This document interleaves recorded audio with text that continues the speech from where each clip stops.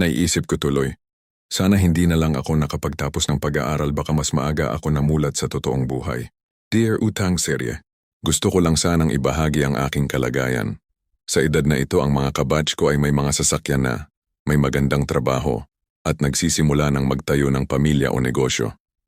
Pero ako, heto, nalulubog sa utang na umabot na sa 70K. Sinubukan kong magnegosyo, pero hindi ito umubra.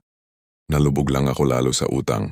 Nagtrabaho rin ako bilang guro, pero kung nasa private institution ka lang, ano pa ang maaasahan mo sa sahod? Inaasahan kong makakaahon ako ngayong taon, pero lalo lang akong nalubog.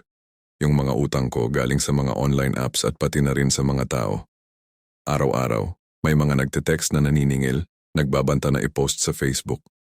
Minsan, nakakatuwang isipin kung sino pa ang inaasahan nilang aasenso. Siya pa ang lagapak. Naiisip ko tuloy, sana hindi na lang ako nakapagtapos ng pag-aaral. Baka mas maaga akong namulat sa totoong buhay. O kaya naman sana nakabuntis na ako ng maaga para mas maaga akong sumabak sa tunay na laban.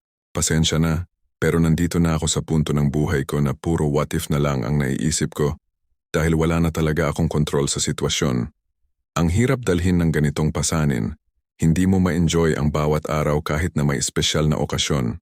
Ito na ang pinakamadilim na bahagi ng buhay ko.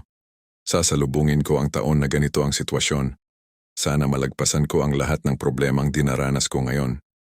Sa puntong ito, wala na akong pakialam kung malaman man ng buong mundo ang aking kalagayan o kung malaman ng lahat na lubog ako sa utang.